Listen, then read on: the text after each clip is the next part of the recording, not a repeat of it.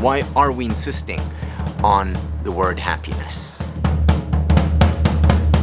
Because we're thinking long-term here. We're thinking about a revolution in the way people think about the good life. A revolution in terms of the way people think and pursue life's ultimate currency. Happiness. Happiness studies as a field focuses on much more than positive psychology. In fact, it focuses on much more than psychology. It looks at what philosophers had to say about the good life, and it looks at theology and neuroscience and history and economics and film and literature.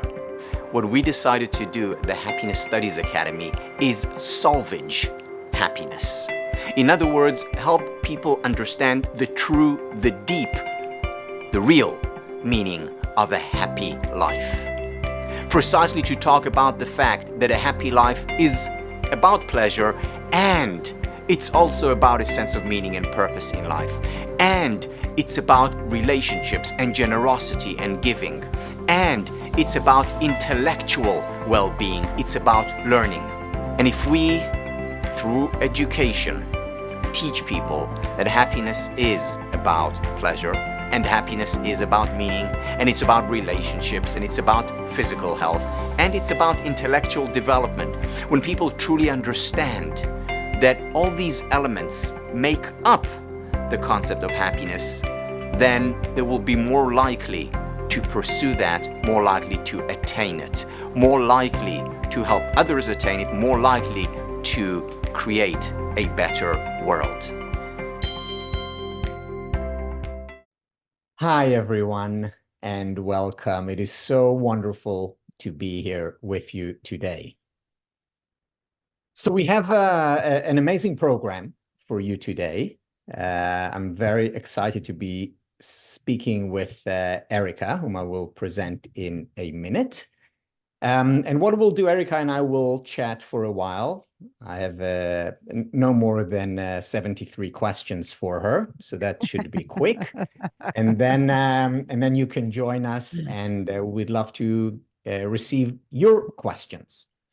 This conversation with Erika is part of our regular interview series where we speak with leading voices in the area of well-being, of happiness studies. So let me introduce our very, very special guest today. So she's a publicist, she's a broadcaster, she's a TV host, she's a producer, and maybe most importantly, certainly for happiness, she's a comedian. She's known for hosting Latin American Idol and her late night show, Erica Tipo 11. And she's recognized, well known for her charisma and humor. So after a successful career in radio and television, Erika created in 2019 her podcast, Defensa Propia, where she shares insights on self-reinvention and overcoming challenges with humor and kindness. Now, as our students know, humor and kindness are perhaps two of the most important elements of happiness. Erika, welcome. Such a pleasure and honor to have you here. Thank you, Tal. I'm controlling myself because this is a moment, this is a highlight of my life, speaking with you in this program in front of a lot of people and talking about happiness and reinvention. If someone would tell me that this is going to happen 5 years ago, I would laugh heartily, like, no way, this is not going to happen. So, well, it's happening and I'm celebrating it, and I'm like having a great time right now, just right now. Amazing. Thank you. It's wonderful to have you here. So, Erika, I know you may feel more comfortable speaking in Spanish, though I hear your English is amazing. So it really is up to you. For those of you who are looking for interpretation, either from English to Spanish or Spanish to English, you simply need to go to interpretation below and click on your favorite language, either English or Spanish, and then you'll hear the whole conversation in your language. So Erica, I'm gonna speak Spanish, Tal, okay? you're going to speak I Spanish? I'm gonna speak. Perfect. I know how to speak English, but something happened that one day I can speak perfectly, and another day I forgot everything. And I don't want to. I don't want to. I don't want to be this day that I get stuck in a Okay. word, or I wanna. I don't want to get crazy. People get crazy with my English, like this girl. Stop it. Just speak good. So I'm gonna speak Spanish, and Absolutely fine. And we have Ivan, who will interpret for us. And Ivan is also the interpreter each week on our weekly webinar that is part of the Certificate in Happiness Studies. Ivan does all the translation, and he knows the material extremely well, and he's a master interpreter. So why don't I jump into the one of the first of the 73 questions that I have for you. So, this so is gonna be Erika, short. yes, exactly. A few days and we're done. Uh, could you share with us um, a little bit about your journey of reinvention? And by the way, I love the word that you chose to describe it, that your journey of reinvention. So, what prompted you on this reinvention path? Bueno, Tal, a ver. Well, Tal, this word, I love this word, but I chose it because I didn't like it at all. I had some sort of resistance to it because I used to think, well, I invented myself during 20 years. I studied communications, I was in TV and radio, on stage, and afterwards I left my country, Venezuela. I've been living in Miami for 11 years, so I left Venezuela looking for a better quality of life, more freedom of speech, and other opportunities to continue to develop my career, right? So when I came to America, all that I had done before was different. And I didn't know how to navigate this difference. I didn't know how to walk this change of country, this change in lifestyles. So I didn't have the tools to be able to cope with it and to be able to make the most of it. I started thinking when I realized that everything was different. I felt as if everything that I was building had gone into smoke, had disappeared. So that feeling was growing with years, the first years that I was in Miami. And I didn't realize that I had been inside of me, a dialogue had been forming, a negative dialogue inside me, in which I saw life in a hopeless way, without more things to achieve. I thought life was boring. I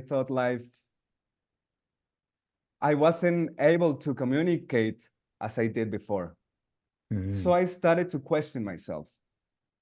And the most important question I did to myself was, if I know what I'm doing, because I thought that I was my career, if I am what I do and I'm not doing what I am, who am I? Who am I without my labels, without being a TV host, a comedian, a radio host? So I started looking for answers. Who am I as a human being, not what I do? I didn't find anything, Tal, anything at all. I had no idea who I was as a human being. So I got really scared, and that took me to start looking for in this way, in this path. It wasn't all roses. It was painful to find new things of mine. And I said to myself, I have to reinvent myself and stop resisting this process of reinvention. And now I made this work my own. Wow. That's very inspiring, Erica. One of my teachers, so on my wall here, right in front of me, I have pictures of my teachers. And one of them is the late Richard Hackman. And Richard Hackman is considered one of the leading, probably the leading researcher on teams and groups and organizations. And he always used to tell us as students, he would say, the best time for change is when all the balls are up in the air, meaning when it's a mess, when it's difficult, when there is crisis. that's the time for change. And it sounds, Erica, like, transition to a new country, a new culture, new language. This was all that prompted a crisis. And it's thanks to that crisis that you were able to bring about the reinvention, the transformation. And I think really without those difficulties and hardships and challenges, it's not really possible to enjoy lasting change. So when we talk about happiness, we have to talk about difficulties and hardships in the same breath, because there are two sides of the same coin. Sí, qué interesante. Yeah, that's very interesting. When I was going through this moment, Tal, I had no idea that from this crisis, I was going to be able to do something better. I didn't have that knowledge. I didn't have the tools. So that moment, these balls in the air, I thought it felt as a weight on my shoulders, as if a ton of concrete had fallen upon me. I felt stuck on the floor. And I didn't think any joy. I didn't feel any joy. And I used to love my work.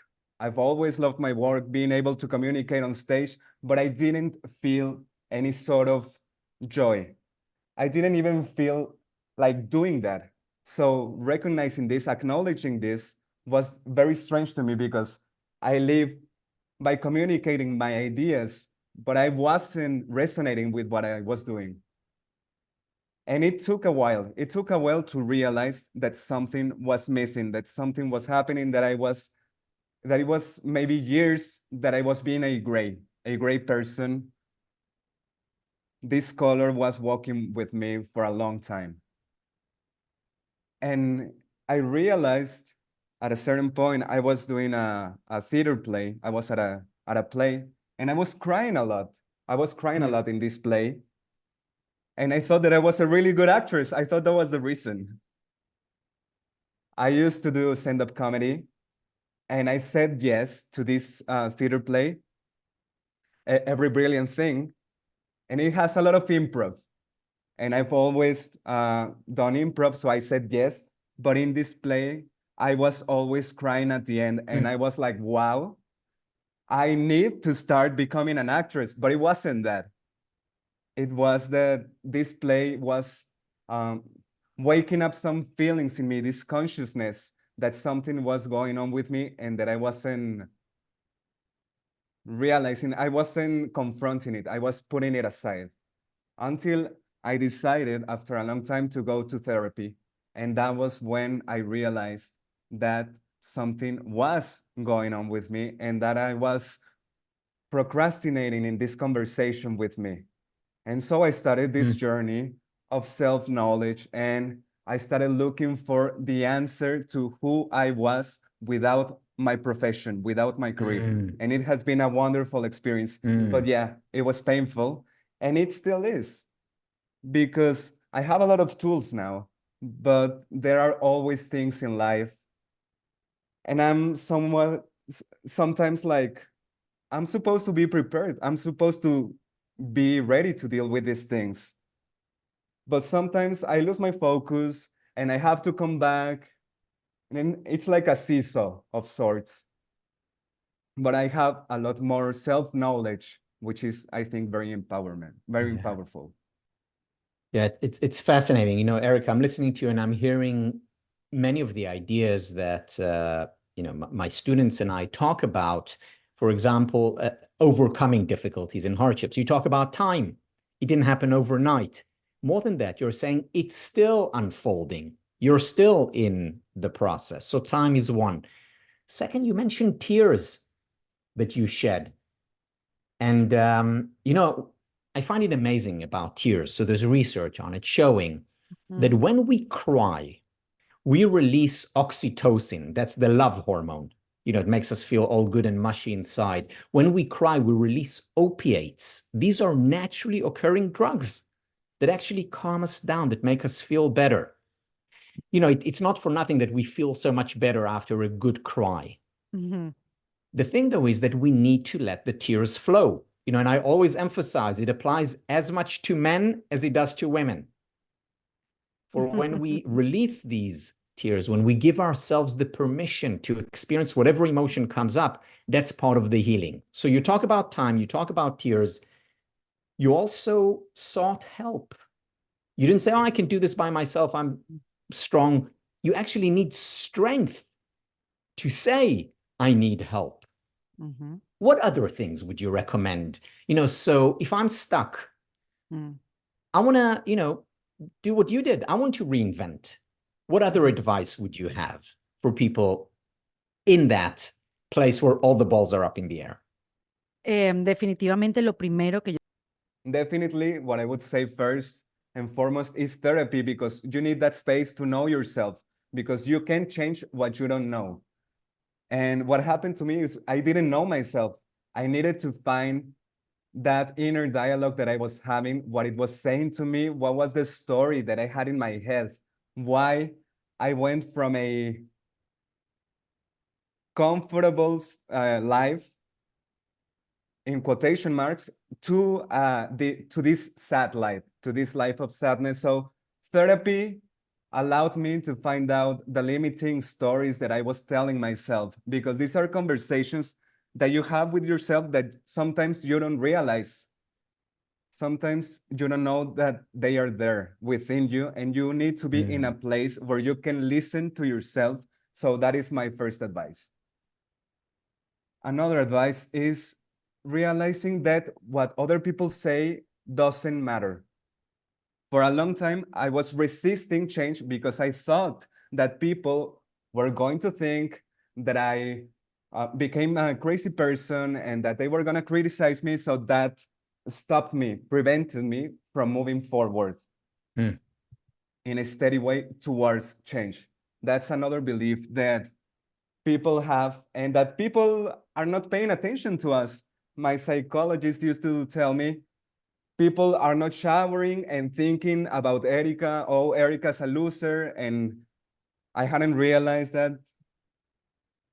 And a different thing that really helped me, Tal, was being near people that promoted my change, that helped me in this process of change, with whom I could have these conversations, because I wanted to leave behind many things.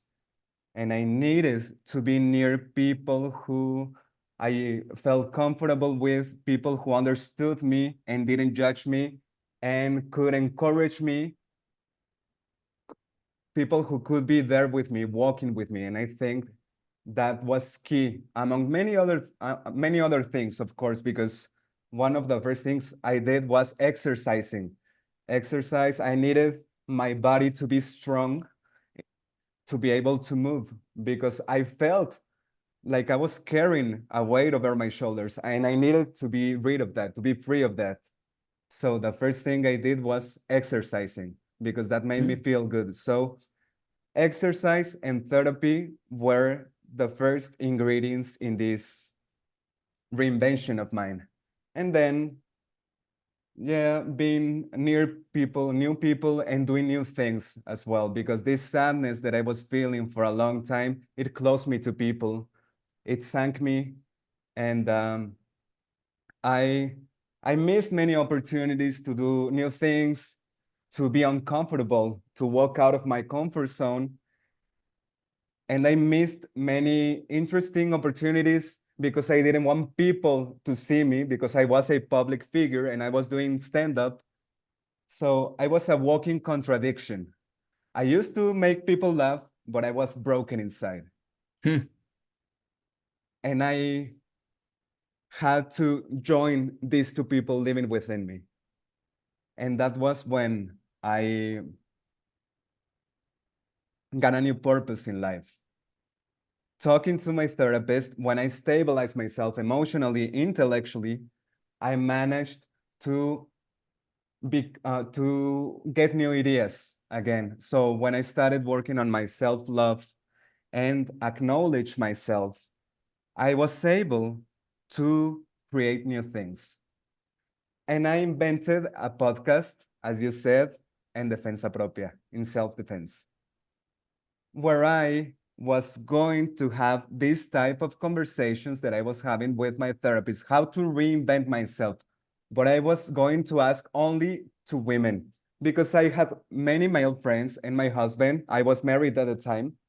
I was sharing my process with him and he didn't understand, but women did. So I started talking to women, and I have been in this podcast for 5 years, asking women if they have reinvented themselves, how they managed to do it.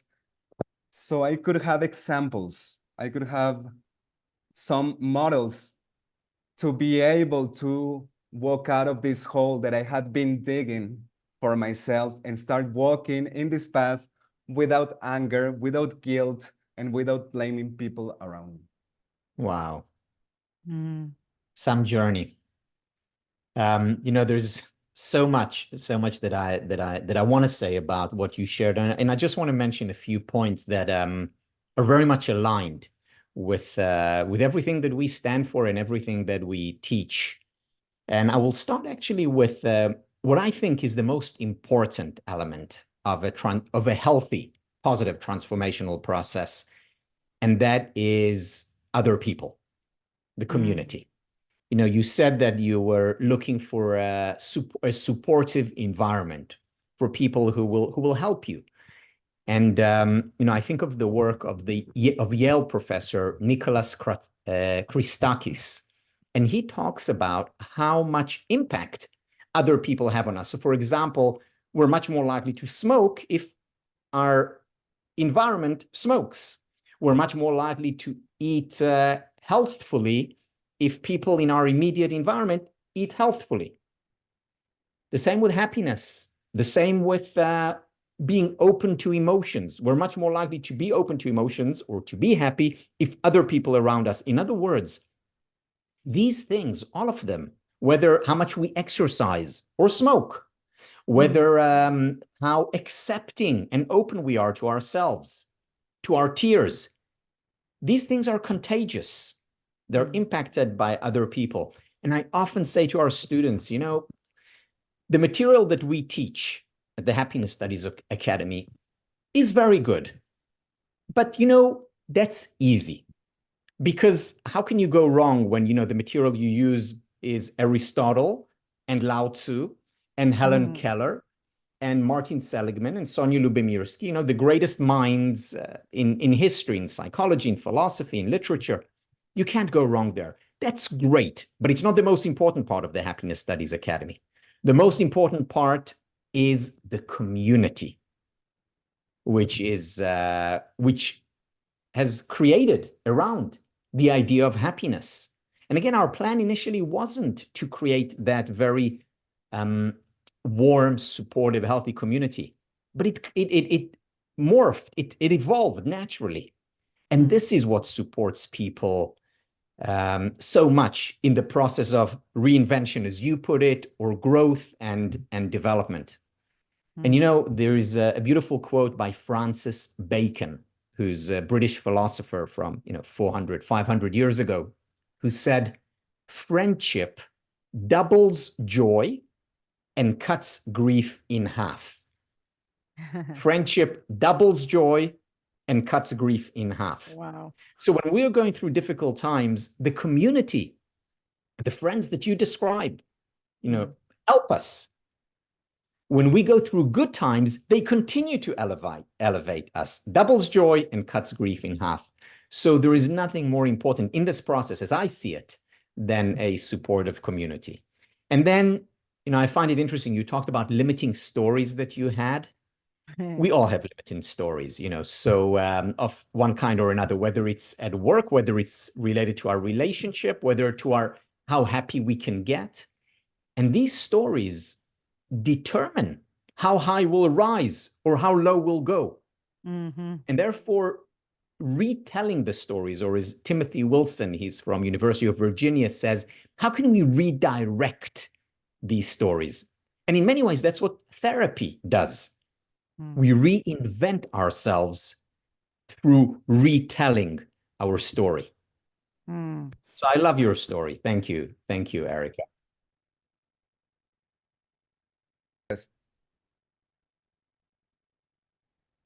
I want to thank this being thankful is a way to rewrite my story. I stopped complaining. I stopped blaming other people or my immigration process to prevent me from accomplishing more things. And instead of focusing on what was lost or what I missed, I started thanking, being thankful, and that has been transformative because being thankful for my immigration process that I had to leave my country, I never thought that I was going to reach that point.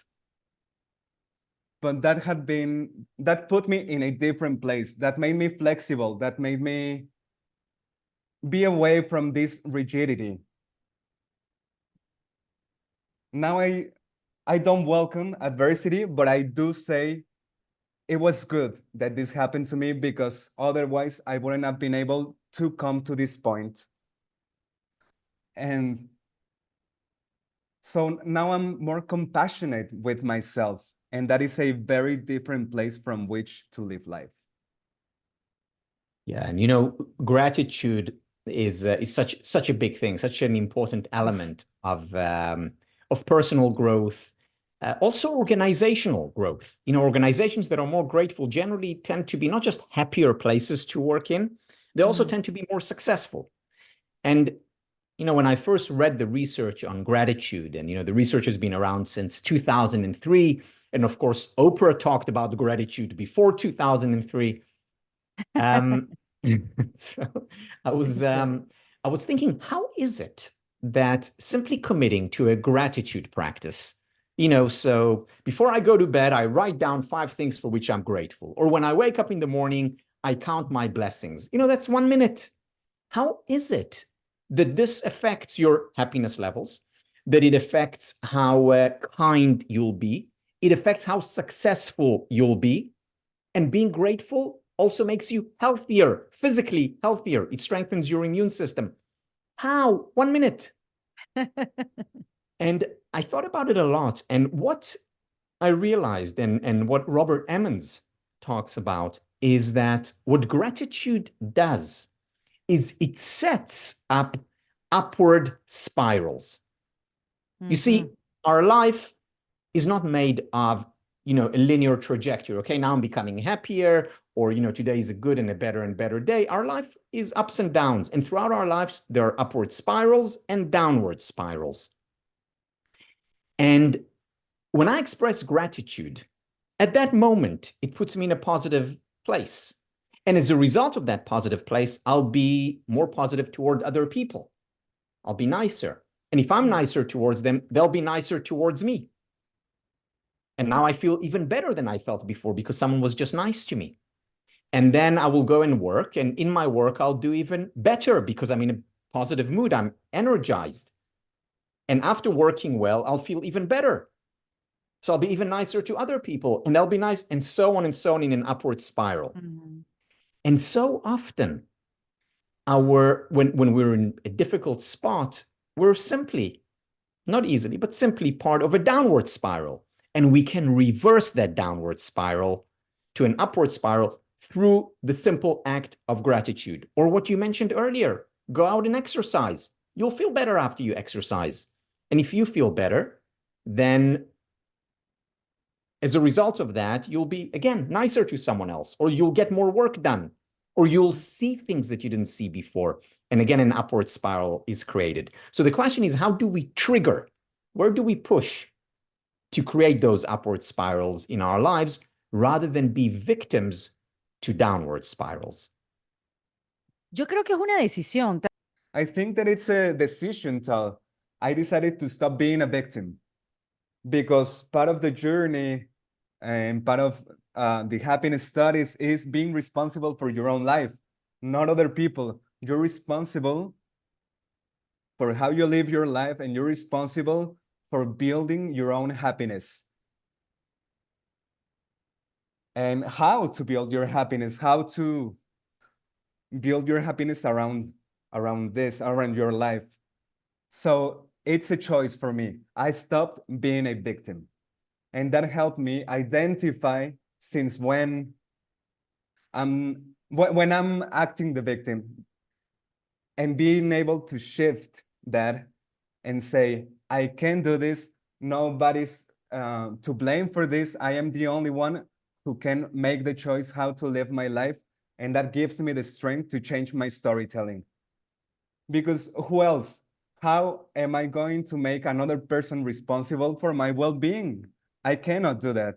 It's impossible to fathom.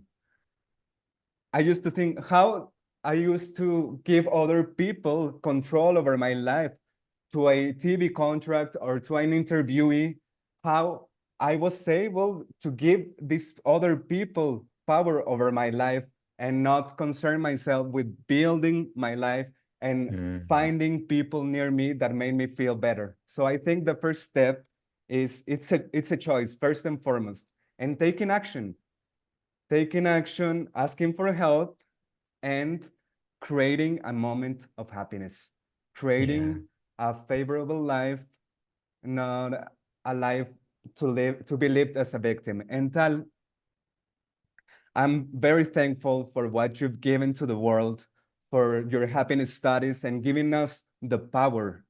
But I heard you say something once, and it helps me to come out of that victim mentality. You said once in a conversation with Arlene, you said, there's a phrase that says, things don't always happen for a reason, but we can make the best out of the things that happen to us. So you use that phrase, and you sort of spin a very popular phrase, making the most out of things that happen to us. So that goes towards having control of our own lives, how we feel towards things that happen to us. And that phrase has been very important to me, and it's very dear to me. Yeah, thank you. Thank you, Erika, for that. Yeah, it is one of my favorite phrases. You know, things don't necessarily happen for the best, but we can choose to make the best of things that happen. Amazing. And, you know, things happen for the best is an optimistic phrase, but it's passive optimism. Making the best of things that happen is active optimism. And there is a big difference between We the need two. a billboard with that phrase. Oh, you should see my wall. So on my wall, I have pictures here. I have quotes there. We need a picture of your wall.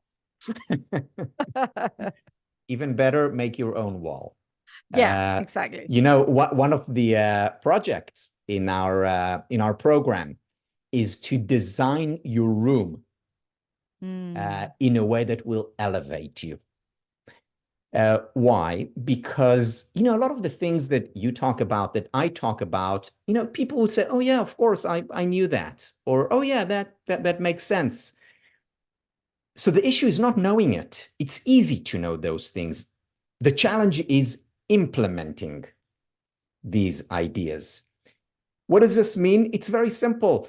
Do the gratitude exercise every day, or go out for that walk, or, you know, dance class 3 times a week, or, you know, actually reach out for help. Take time to write a journal. You know, these are things that we know are important, but we very often need reminders to do them. And, you know, having this, you know, the picture of my teacher on my wall, you know, the picture of my loved ones here, you know, another gift from a student, and quotes here on this side. These are all reminders, first of all, of the things that I can and ought to be grateful for. And second, for example, to be kind, because when I look, I have a picture of Marva Collins, who's a school teacher. She's the reason why I teach. It reminds me of my sense of purpose.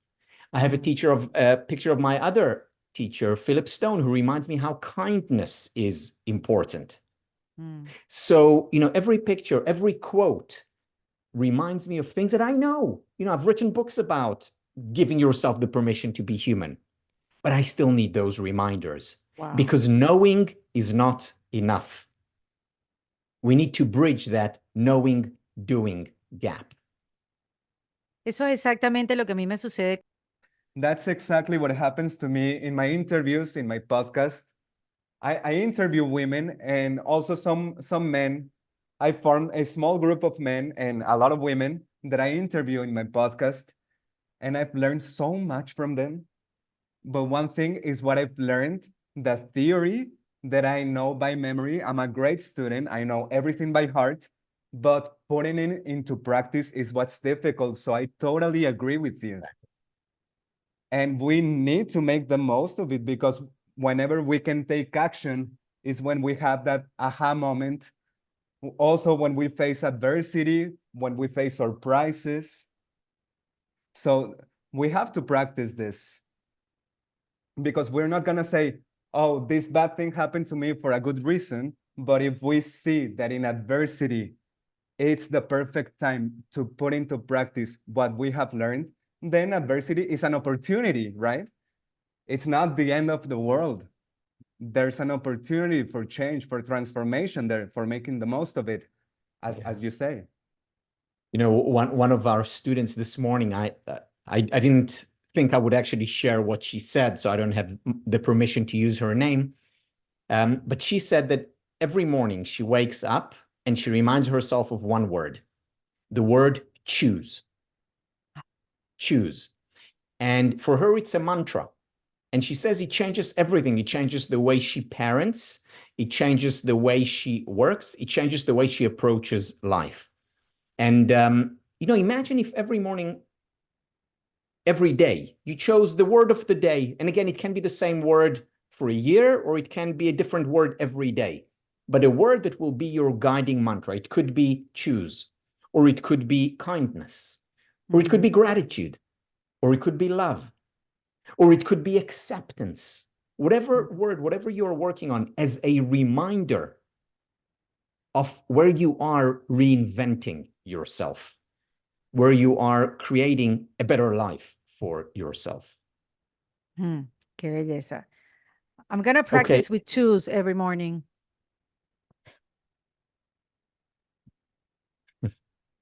Thank you. Thank you, Erika. So I only have, how many? 68 more questions left, but you and I are actually, we are out of time, and I would like to open it up for our participants. So here is what we're going to do. If you have a question, put your hand up, you know, that yellow hand below under reactions, and you can ask your question in English or in Spanish, and Ivan will translate it either way. So let's see who we have. So in terms of, let's begin with, and I don't know if this is the order they came in, so I apologize. This is the order that I see them at. Sarah Tiago. You know, I think there is always a time, the right time to hear positive things. I'm glad that I'm here. But my question is, I'm going through a very also challenging and difficult moment.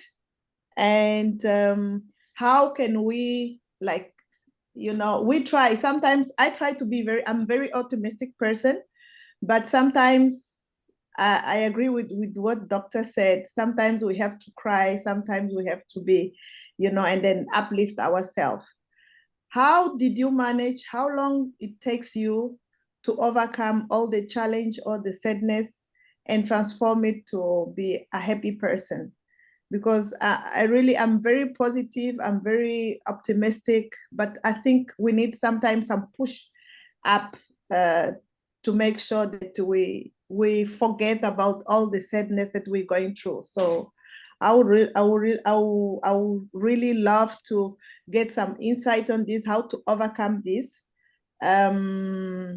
Yeah, so this is my question. I had other questions, but let me give you opportunity to other people. Thank you so much. It's really wonderful to be here, and I can't wait to learn more from Doctor and you.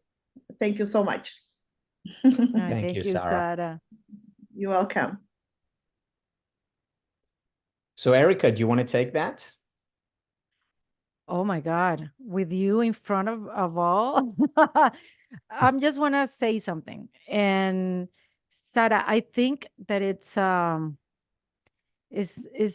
not like what can I do to change it in from day to night, like one day to another. I think it's a process that you started to work. I think Tal could say more things, but I think you have to work um step by step.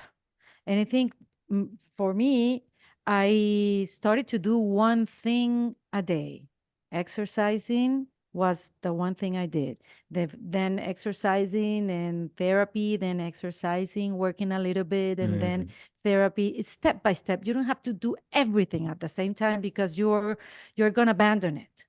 So that's my little advice. But here is Tal that I'm sure he can say something much better than what I'm advising you. No, I will actually, Erica, build on what you said.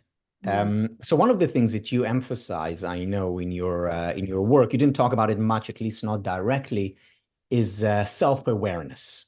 And one of the reasons why you have the podcast is to raise self-awareness, yourself, the audience, of course. So self-awareness is important, and we gain a lot of self-awareness through therapy and also through writing. One of the main things one of the main tools that we use as part of our program is journaling. Why? Because journaling is an accessible, relatively easy, private way of making sense of what very often seems senseless. And there is research showing that when you write a journal, you contribute to your well-being, you significantly increase the likelihood that you will actually grow, that you will actually become happier, healthier, more resilient. So just journaling can go a long way. Exercising, Erica, what you mentioned, is critical. There's research showing that physical toughness, which we gain by exercising, directly translates. Meaning it's not that it helps a little bit, it directly translates to mental toughness. Physical toughness becomes mental toughness, 1-to-1. So exercising regularly is of course, very important. And finally, Erica, also what you mentioned, you don't have to do it all. Sarah, choose one thing, two things, journaling and exercising, or gratitude, or spending more time with your loved ones, whatever it is, one or two things, and do them consistently. Again, one of the things that I repeat over and over again to our students, small changes make a big difference when consistently applied. Small changes make a big difference when consistently applied. Thank you, Sarah, for sharing. I'm learning too, Sarah. Thank you so much. Thank you. I really appreciate it. It means a lot. Thank you. Thank you. Luciana Wizar. Yeah.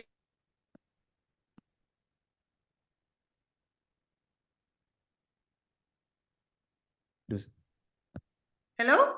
Hello? Yes, hi. Hi, Tal. Hi, Erika. Hi, Luciana. Erika,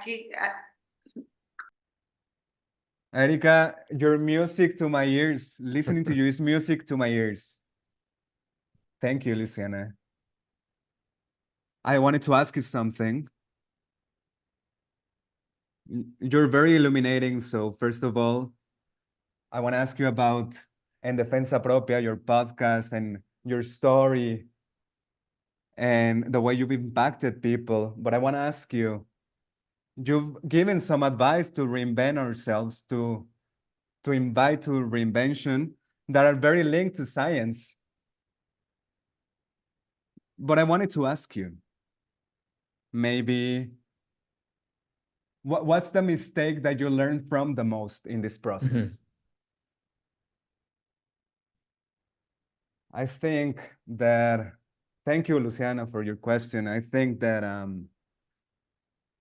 procrastinating on change, putting off change for later, I was fixed on this mindset that change is failure, especially for migrants, for people who go to another country, because when you go to a different work or you change your plan, I used to think that people were going to realize that I was a failure, and I was stuck on that mindset, fixated on that, thinking that people were going to point me out and that they were going to see that I was a fraud. And I say that I think that was my main mistake, not because I lost time, because in the end, we have time and everything comes at the right time. But in the end, that didn't matter. To understand that change is what happens all the time. That took me a long time to understand. And of course, I arrived to the point of knowing that if I'm not changing, something is wrong. If I'm not moving forward, if I'm not changing my views or asking questions or having curiosity, if I'm not doing that, something is wrong. And so I think that was that. And I also think, Luciana, that it's not very good to see yourself as a failure or as a fraud. I think that in this way, as Tal says to us, to rewrite our stories, to rewrite our present, we need to tell ourselves, you know, I did what I could with the tools that I had at the time. Now that I have more tools, I can do it differently. And so we start being more compassionate to ourselves, because, Luciana, what we women tend to do is point out everything we do wrong. So I think that we should work on that, to be better to ourselves, be more compassionate, to celebrate our success, and to celebrate that we realized what I was doing and how we can change it. Thank you for your question, Luciana. Thank you, Erika. I stay with this, and also a phrase that you say that I loved. I'm trying to find it, but I think you've said a lot of phrases, very inspiring phrases that we're gonna put on our wall. Thank you, Luciana. Thank you, Luciana. This is a very powerful question. You know, there's a book research by Dean Simonton. He teaches at the University of California, Davis, I believe. And the book name is Origins of Genius. Origins of Genius. And he talks about, you know, the people who we consider geniuses in our world, you know, the Einsteins of the world, or the Marie Curie of the world, or, you know, the great artists, Georgia O'Keeffe or Da Vinci. And he says the one characteristic that brings them all together, that's common to all these great people, the one characteristic that's common to all, is that they all failed a lot more than others. So there, in other words, there is a direct correlation and a causal relationship between failure and success. You know, one mantra that I repeat over and over again to myself, to my students, to my children, to my clients is learn to fail or fail to learn. Mm-hmm. In other words, if you don't learn to make mistakes, you're not going to fulfill your potential for growth. Mm. So making mistakes is critical for our personal growth, for our organizational development. And you're right, Erika, we need to lead by example here to show that, yeah, you know, we make mistakes and that mistakes are important. It reminds me when we first decided that we wanted to create a master's program in happiness studies, we really struggled because, you know, there wasn't a master's in happiness studies anywhere else. So becoming So introducing it to universities was challenging because everyone said, yeah, we want positive psychology, but yeah, happiness studies, not so. Mm-hmm. And, one after the other has, put real barriers in front of us. And finally, we found a partner. There were so many challenges that we had to overcome. And I remember feeling really down about it because we've been turned down so many times. And, it's been a dream of mine for so many years. And then my partner in the Happiness Studies Academy, who's the president, Yuval Kutz, said to me, Tal, come on, let's start making mistakes. Great invitation. Love And it. that was the turning point, Erika. That was the turning point in our journey. Let's start making mistakes. Wow. Within less than 18 months, we had a master's degree up and running. With mistakes, not perfect, but constantly improving and growing. And that applies whether you're talking about a program, whether you're talking about your individual life, whether you're talking about a company. Let's start making mistakes. Learn or to a fail. relationship with a partner, like, hello, let's start making mistakes. The best. Perfect. Tal, can I share something very quickly? Please, Luciana. So one of the phrases that I have from you is the one you have shared. Know that I have it tattooed in my memory, the one you just shared about failing and how we need to fail more. And I just want you to know that you're definitely, if not the number one influencer in my professional life right now, you are, because I created a company in 2 years ago when I first kind of finished with your studies, and that didn't work. It was a failure because we had different values. I went through 6 months of like a professional depression.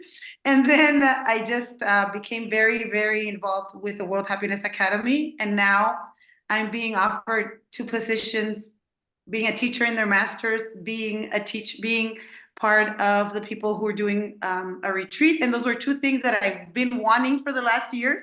And it happened because I managed to say, okay, let's try it again with fear. And let's see what happens. And let's believe that the universe has other things, no? And other Amazing. people. And so I just wanted you to know that you're part of that. And thank you for that. Thank you. It means a lot to me to hear that. Thank you, Wow, Luciana. Luciana. No, thank you, both of you. Incredible. What a great story. People are asking if they can do the happiness studies and if they can do it in Spanish, and I can say yes, you can do it in Spanish. You have the translation. You can see, ustedes pueden ver cómo Tal piensa en la. You can see how Tal is thinking with the simultaneous interpretation. You can enroll in, to the certificate. I think it's 2 or 3 times a year, but I think there's a lot of people interested in the certificate. I was reading the comments and there's a lot of comments regarding this. So I invite you all to enroll in this certificate. I'm still in the certificate. Sometimes I have to stop because I have work, but we start thinking that we're gonna help others, but we realize that we need to first work on ourselves. Thank you, Erika, for that. And yes, we our certificate is in Spanish, and by the way, also in Portuguese and Chinese and Vietnamese, and Hebrew, and soon to be in few other languages. Wow. Erika, you talked at the beginning about time and how time was important to you. And one of the things that was very important for us from the beginning when we created the program was to give people the right amount of time, because someone may want to do it in a year, go straight through, because every week you watch lectures and you do readings and you journal and you do different exercises. But for another person, it may be right to do it in 3 years. For someone else, maybe 2, someone else, maybe 5. For someone else, maybe to do it in a year and then to do it again the following year. So once you join the program, you can do the program for the rest of your life. You can redo it 100 times if you want. Why? Because individual change looks different for you, for me, and for everyone else. There is no one size fits all. And therefore, we do it Amazing. at our own pace, whatever works for us in terms of our process of reinvention, transformation, growth. Maravilloso. So, Alejandra Cardozo,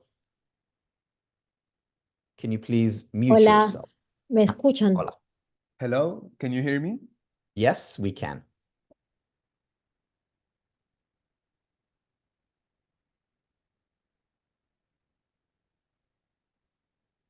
Alejandra, we heard you, and now you disappeared.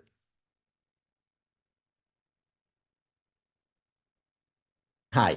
Now, hola. Hi. Okay, perfect. My question is, I'm 50 years old. I'm a migrant. I have new options to reinvent myself, and I'm trying to do that. I'm doing one thing at a time. I started exercising. I've persisted, but I'm a desperate person. I'm impatient, and I need this to go faster, and it doesn't. So that's complicated for me. That's complex. I understand that things are not overnight, but how do I manage this restlessness? I think it's important to understand, Alejandra, that let's see, it's not a thing that you can skip some steps, right? I think it's a path, a journey that you cannot make faster. I go back to Luciana's question. I think that it's not speed, but if you're already exercising, start adding some other things. Start adding, getting with a group that improves yourself, maybe improving your relationships. It's not so much speed, but adding different things that you can manage as long as you stay the course of reinvention. Because there's no going back. There's no going back.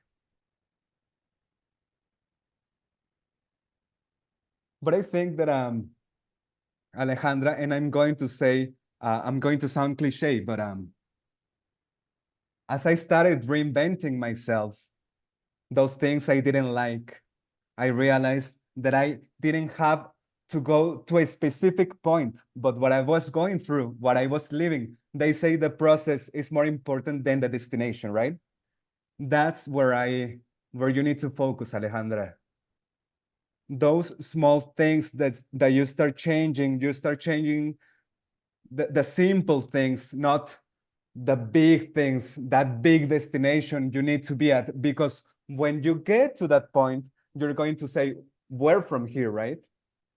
So I think you need to enjoy the process, and there's no need to rush it. Yeah. Thank you both. Tal, of course, can you give us your insights? Well, I'd just like to amplify what you said. Unfortunately, I wish it was possible to, go through immediate transformation, press a button and then everything is great. That's not how lasting change works, unfortunately. And we need patience, and patience, you said you're impatient. Yeah, I'm impatient too, because, patience comes from the word suffering, both in Spanish and in English. The root of the word is suffering. And very often, we suffer when we have to wait. But there is no other way.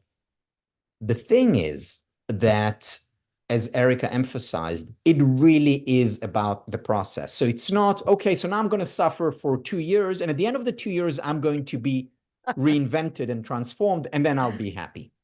The question is, how can we learn to enjoy the journey? Again, with the ups and the downs, but how can we learn to enjoy the journey?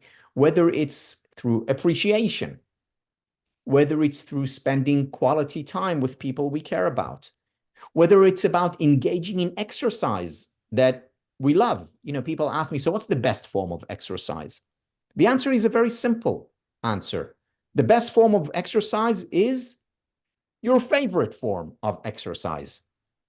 And for you, it may be, playing football. For someone else, it may be swimming. For someone else, it may be dance. For someone else, it may be going on a walk and listening to music at the same time. It really doesn't matter.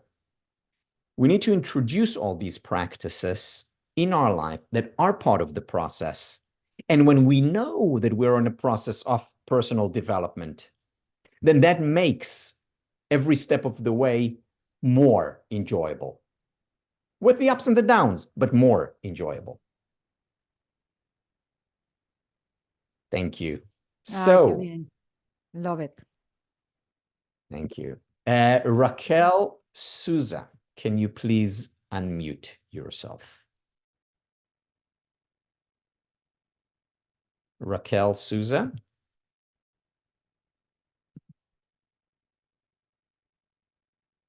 Okay.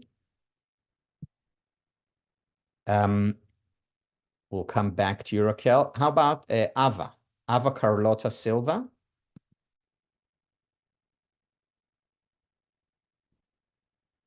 Can you unmute yourself, please, Ava?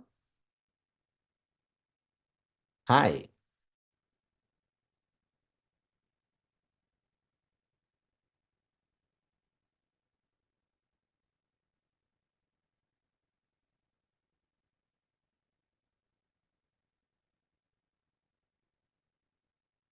Yeah. So the question is how to change your temperament. Yeah.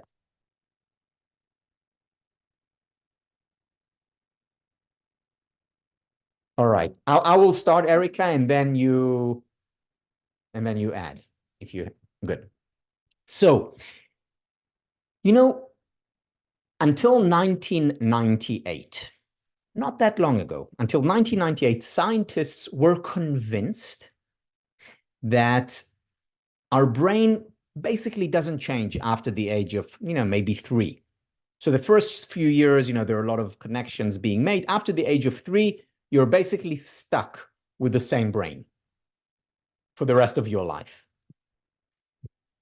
And that's not a very optimistic finding, but they were convinced that this is our nature and there is nothing we can do about changing our brain. In 1998, things changed thanks to new technology, new research. What neuroscientists realized is that actually our brain changes until the day we die. Now, not at the same pace.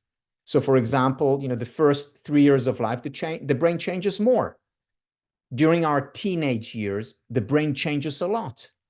However, it still changes when we're 88, just as it does when we're 8. And that's a very optimistic finding and outlook because it shows that, yes, old dogs can learn new tricks and that we have control over our lives, and that by changing our brain, using, Erika, your language, we literally can reinvent ourselves. We literally can create a new, better, transformed, reinvented self. The question is, how? And the answer is simple to understand, not so simple to implement. The answer is that we do it through repetition. So when I, for example, let's say I'm learning a new technique in tennis. I'm learning how to hit a forehand. The coach tells me how to do it. I do it once. The coach then tells me, you need your hand to be a little bit higher rather than lower. I do it again. And I do it 100 times and then 1,000 times. And after 5,000 times, it becomes automatic. It becomes my second nature. Why? Because I've practiced it again and again and again. But it's only because of the repetition that it became second nature. Without the repetition, you can't learn about, or you can't become a good tennis player by reading a book. The exact same applies to personal development. We think, I can read a book. or go to a lecture, and then I'll become, a different person, happier. Maybe in the short term, maybe.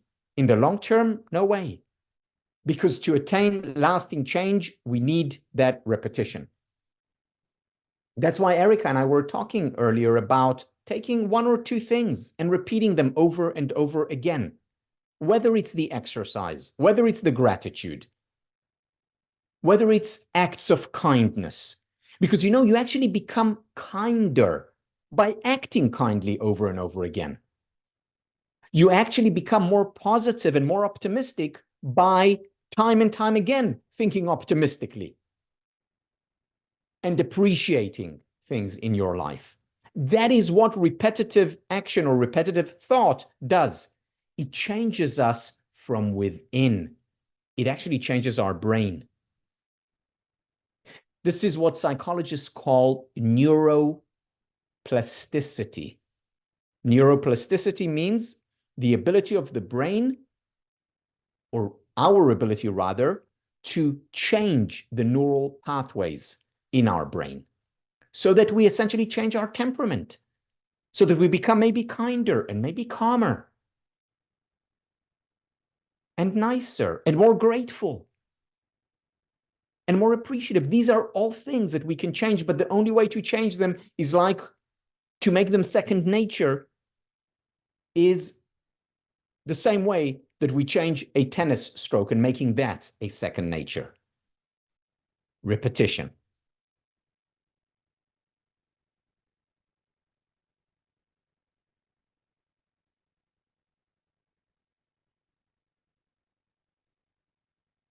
To become more flexible, we become more flexible by being more flexible. So initially, you may have to hold yourself. You may have to fake it, but then eventually you'll make it.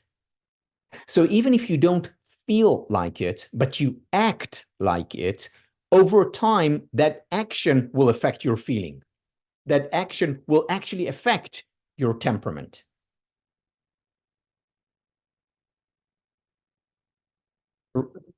Thank you. Erika, do you want to add anything?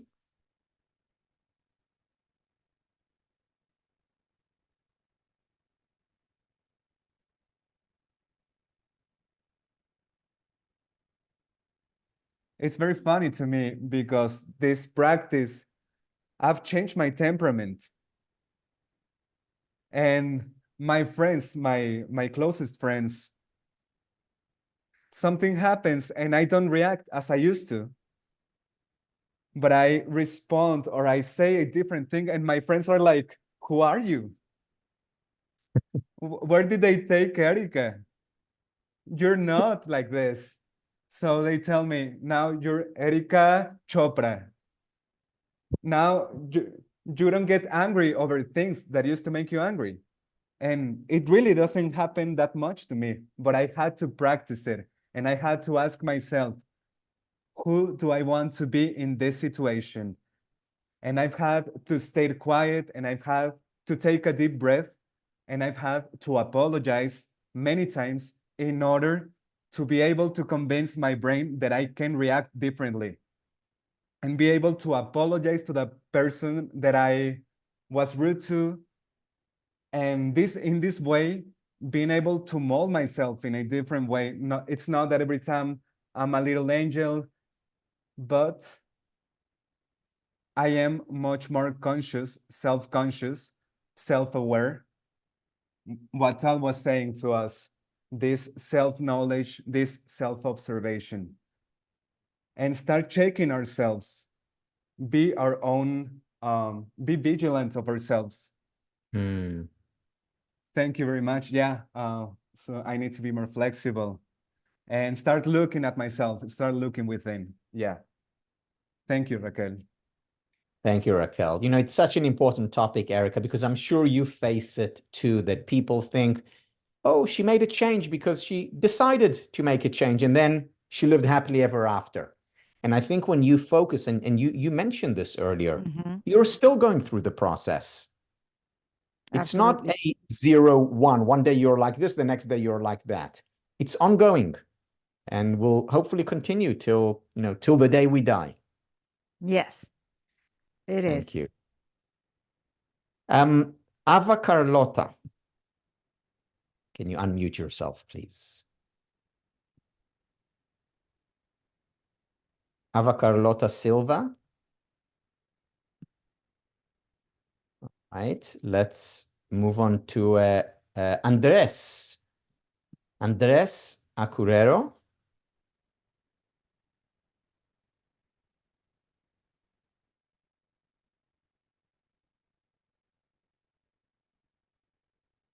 Sí. Can you hear me? Yes. First of all, thank you for this opportunity. So, I'm from Venezuela. I've lived in Ecuador 7 years now. It's an honor to be able to be near to Erika. I also studied communications, and my question is,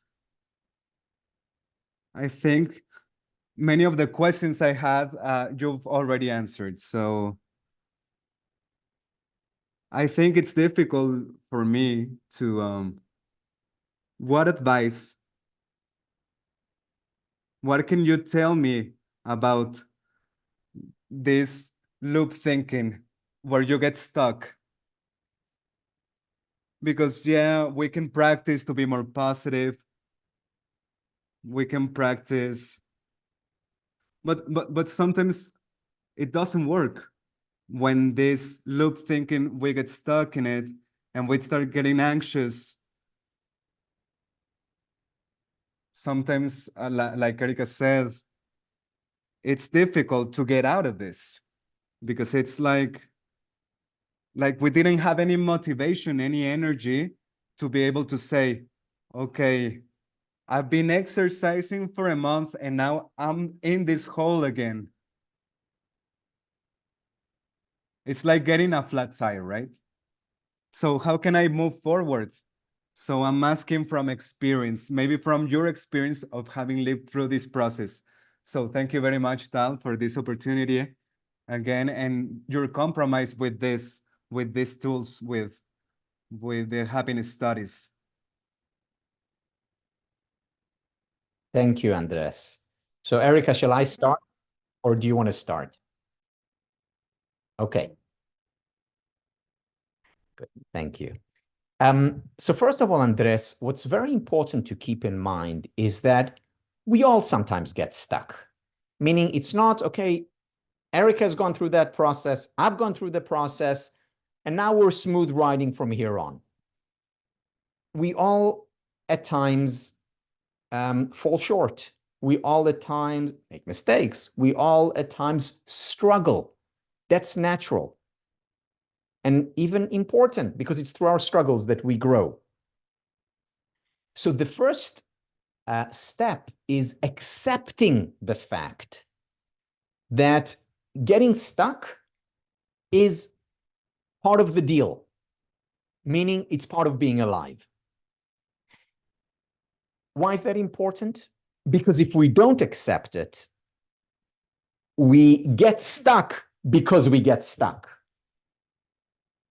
You know, in Buddhism, there's a lot of talk around, and today more and more in Western research too, but it started off in Buddhism. There are two levels of suffering or two levels of pain. The first level of pain or suffering is natural. You know, we all experience it. You know, we lose someone, of course we're going to experience pain. Something doesn't go as well as we expected at work, of course we're going to experience pain. Or in a relation, we have a fight, an argument with our partner. Yeah, not fun. And it's natural to experience pain or frustration at that point. That's the first level of pain. Everyone experiences it. You know, you open the news and you see what's going on in the world, of course you'll experience pain around that. Natural. First level. Inevitable. Automatic. However, there is also a second level of pain.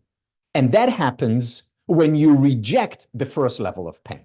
So if I say to myself, Tal, how come you're feeling sad now? You're the happiness professor. You shouldn't experience sadness. Immediately, that pain that I experienced, whoops, goes up. Second level of pain. Or, I get stuck, like everyone else does. And I say to myself, Tal, you shouldn't be stuck. You should have the tools to get out of this.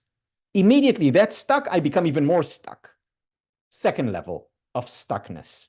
So the first step is accepting, embracing the disappointment, the sadness, the frustration, the anger, whatever emotion is. That's the first step. So that we don't climb to the second step, to the second level of pain. After we accept it, then we choose and we ask ourselves, okay, what do we do? And that's when we go to, okay, I'm going to go for a run now. It makes me feel better. Or I'm going to talk about it. Or I'm going to cry, which is important at times. Or I'm going to journal. This is why all these tools, this is where all these tools can help.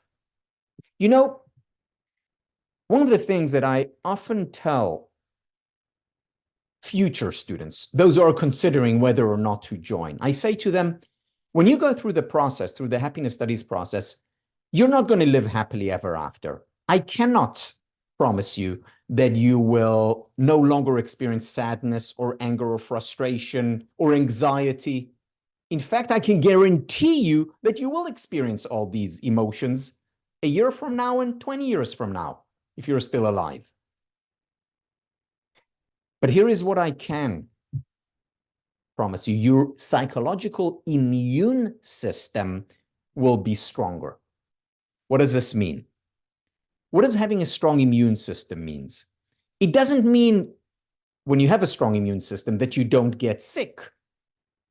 It simply means that you get sick less often, and when you do get sick, you recover more promptly, quicker. That's a strong immune system, whether it's on the physical level or on the psychological level.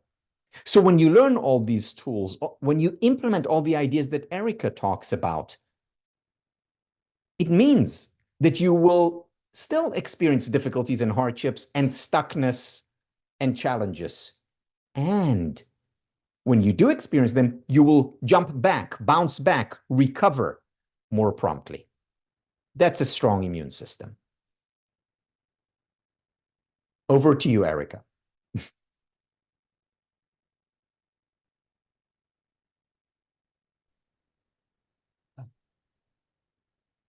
So what Tal was saying, that we all live through it. We all live through adversity. We get frustrated. We get angry. I live all of that. But a thing that gives me the opportunity to move forward is how long it takes me to get out of that emotion, from that feeling of being stuck, how long it takes me to come out of that hole. And every time it's quicker. The fact of feeling stuck is not that you're stuck, but how long is it going to take you to come out of that feeling of being stuck? And I'm sure, Andres, that as you go moving along and getting more tools and practicing those tools, you're going to be able to come out of that feeling quicker, faster. And that's where you need to focus, and not the feeling of being stuck. It may take you a week instead of a month. So that's, I think, where you need to focus, and that's what I practice every day, and that's what has helped me as well. Thank you very much, Erika. Thank you very much, Tal. And I think this is a dream of mine, to be having this conversation, to be near to you.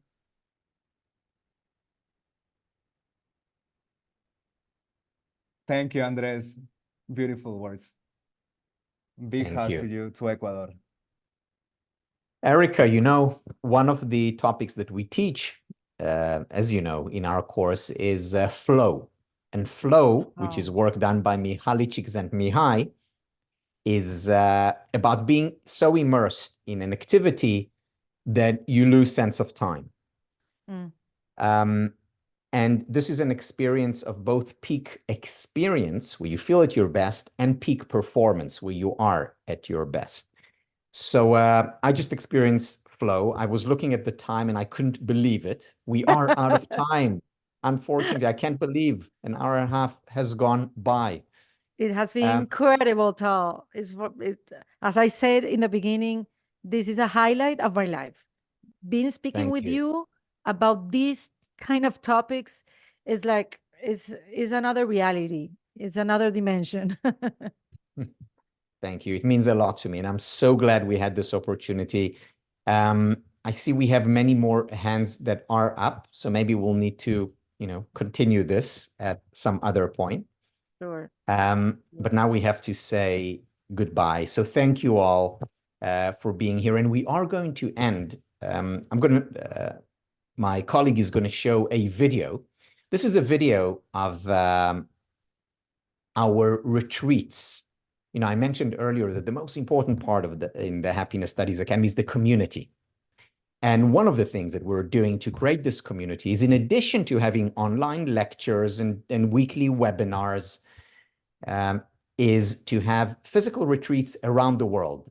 And you don't need to attend them, but anyone who wants to can attend them, whether you're a student or a graduate of the Happiness Studies Academy. So we had quite a few of them around the world. And here is a short video that captures some of what goes on in these very special communal get-togethers. But before we start, once again, Erika, thank you very much for your time, and thank you very much for what you're doing and for the happiness and joy and resilience that you're spreading in our world.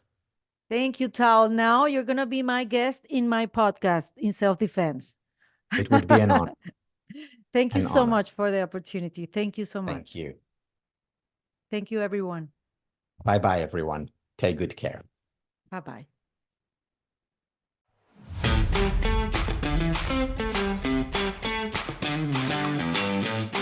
Coming to an HSA retreat is absolutely amazing. To me, the word that comes to mind the most is connection. So the retreat has been great. We're really connecting, having lunch with people, just the conversations we're having. I actually have found a mentee that I'm going to be working with. I now have a whole bunch of new friends. It's just great. I can't wait for the next one.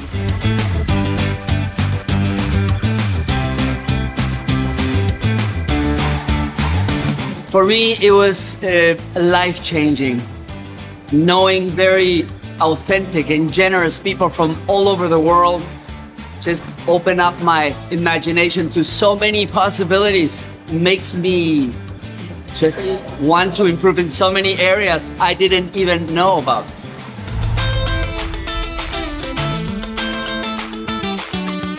It's just a wonderful experience. It's an experience that I would recommend to anybody.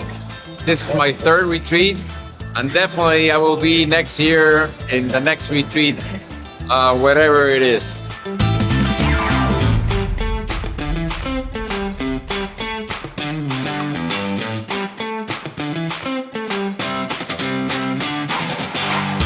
And people of HSA are really a huge family. I recommend everyone to come and to have this experience. It's a unique experience. You have to do it.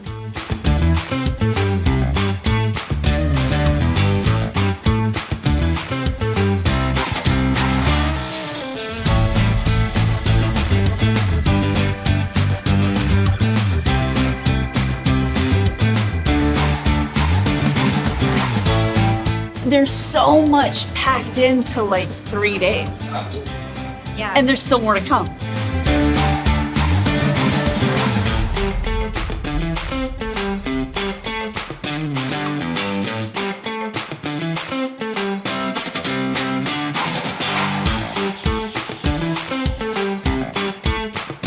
The community is just unbelievably good. You get in here and you know you've got fantastic support in every which way possible.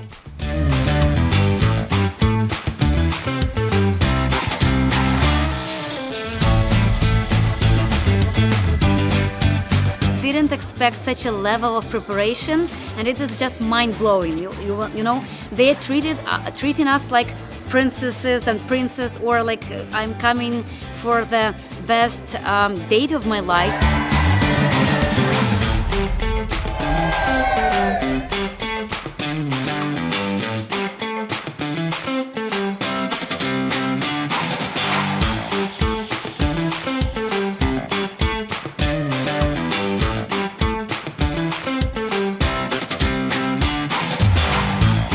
People hug each other, they smile to each other, they support each other, which is amazing because this is not something you can learn. Such a passion towards other people can only come if you have the happiness in your heart and that you care for other people. And the HSI community is the community of people who care for others.